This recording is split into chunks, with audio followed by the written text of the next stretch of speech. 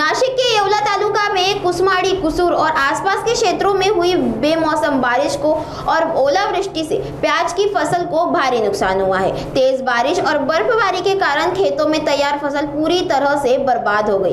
किसान दिलीप मेंगल की लगभग 10 एकड़ प्याज की फसल भी पूरी तरह नष्ट हो गई है, जिससे वे बेहद परेशान हैं। उन्होंने सरकार से जल्द मुआवजे की मांग की है और सहायता नहीं मिलने पर गंभीर कदम उठाने की बात कही है। इस प्राकृतिक आपदा से पूरे क्षेत्र के किसान संकट में आ गए हैं। काल जो पाऊस झाला रात्री 7-8 वाजता, यामध्ये माझे 10 एकर कांद्याचं गारपिटीनं संपूर्ण नुकसान झालेलं आहे. कांद्याला पातच राहिलेली नाही. एकतर सरकारचे सुलतानी संकट बोकंडी शेतकऱ्यांचे आहे, कांद्याला भाव नाही आणि त्यातच हे आसमानी संकट आमच्या बोकंडी बसतंय.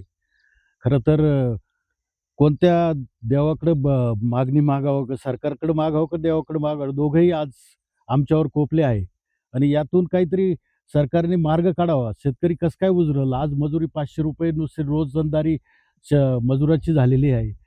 भरमसाठ खर्च कांदा पिकवताना येतो. एकतर पहिला अवकाळी पावसानं शेतकरी बरबाद झालेला होता. त्यातून कसं तरी आम्ही उभं राहिलो.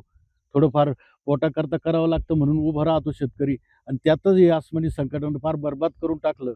आम्हाला ती इच्छा मरणाची इच्छा आहे. सरकारने त्याला परवानगी द्यावी आणि नाहीतर सरकारने या झालेल्या नुकसानाची भरपाई द्यावी. आम्हाला भरपाई नसेल तर फेडरेशन मार्फत या कांद्याची खरेदी करावी अशी मी सरकारला विनंती करतो.